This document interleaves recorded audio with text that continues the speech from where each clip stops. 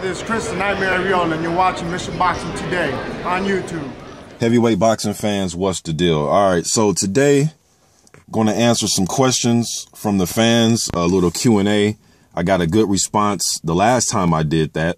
I was going to try to go live stream today, but I'm still, trying to figure it all out. So I'll probably work on that, probably throw up a live stream within a few days, hopefully. But for today, I'm going to bring DILLTOWN on, do a little bit different. We're going to go back and forth with some of these questions that some of you fans out there asked me. What's up, DILLTOWN? What's up? What's up, Box World? How y'all doing?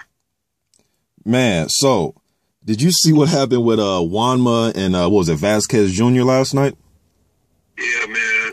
Juanma needs to be, Juanma needs to be pretty much drug tested, because cocaine is a hell of a drug, because I can't describe what in the hell got into that guy. Like, you went loco, man. Yeah, man, and I've probably seen some other wild shit that I can't remember at this moment in time, but I don't think I can ever remember somebody stopping somebody and then going over to get into it with the guys, was it one of his cornerman or his trainer or something? Then they get into it, and then the cornerman dude looked like he got the best of Juanma. I'm gonna score that 10-9 for the cornerman. I think I'm gonna score that 10-9 for the cornerman. I think he landed some clean flush shots. Looked like he buckled Juanma. Man, you mean to tell me the cornerman was a better fighter than Vasquez? Hey, man, I think he had the weight advantage too, man. So I think Juanma was fighting out of his weight class. Yeah, I mean, no, the big man rose. Like, this ain't a midget sport. All right. What do you think is wrong with Juanma? Like, how this go, man? Like, how does this go? I don't know, man. Just about Juanma, the last time that I was really paying attention to him was when I wanted the Gamboa fight, and Bob Arum was trying to let it marinate, and that's when letting it marinate goes wrong, because one of the guys ended up losing the luster of the fight, the fight loses its luster. So then, he took a couple L's, and I really hadn't heard from him. I didn't even know he was even fighting, man. Somebody sent me a link yesterday. I didn't even know he was fighting last night, man. So, I did. You did? I did. I thought it was just crazy, man. Last time I seen him fight was against Mikey Garcia. That was vicious. Yeah, it was. It was, man. He had some vicious KO losses, man. But, I'm more of a heavyweight guy, man. So I'm up on that all day. But some of the smaller weight classes, I kind of forget when the fights take place. Just like, man, I almost forgot until I got reminded from a few of my subs when they posted their videos. I almost forgot that the Pacquiao fight was happening on November 5th. I forgot about that fight. Well, all I gotta say about that is it ain't like a real, stylistically, nobody's excited for this against Pacquiao, but I will say Vargas does have a puncher's chance. But it's a pay-per-view fight? No, it's more like a free TV fight. Okay, but there's one fight. It ain't gonna be better than Thurman versus Porter. I don't think it's going to be as good as Weeds Jr. versus Parker on December 10th. No, I don't think so either. I don't even think it's going to be better than War versus Kovalev. Now that's a fight I know when it's going to happen, and I'm anticipating that fight, the War versus Kovalev. But man, let's scroll through some of these questions that people ask me, man. Then me and you go back and forth with it. Let me just go. I'm gonna just go. All right, I'm gonna just go to the most recent video I dropped yesterday. Holyfield, Ruiz, old sparring session from 2011. All right, let me just scroll down really quick.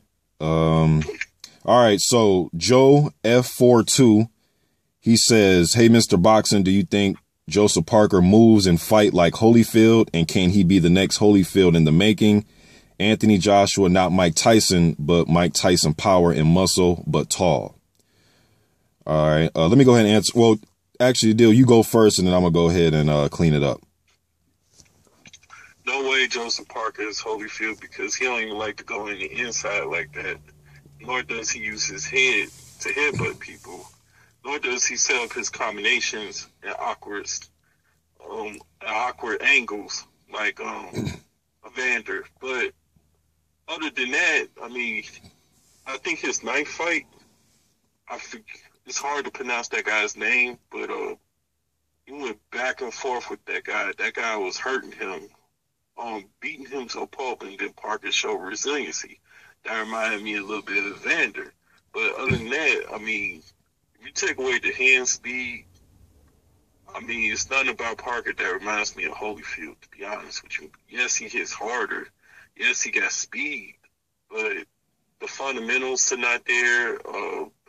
The the fluidity is still not there. And by the time of many fights Parker has had, Holyfield has brought a bit more explosive styles than Joseph Parker has even seen yet. I mean, the closest of a new style that Parker has seen was back in March or April against Taco. And even then, Parker struggled. Some people say he lost the fight. Some people thought it was a draw. A lot of people just didn't think it was a convincing win for him.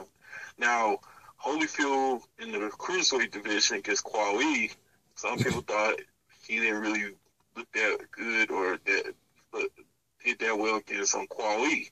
And Kwawi lately in the boxing scene thought Holyfield might have cheated even in that fight with some special cream or something like that. But with all that speculation said, I will say this though: Joseph Parker is not Holyfield, and Holyfield fights better on his back. Holyfield fights better inside. Sometimes in mid-range Holyfield's. And I think Holyfield the only thing Holyfield and Parker got in common is they're offensive fighters.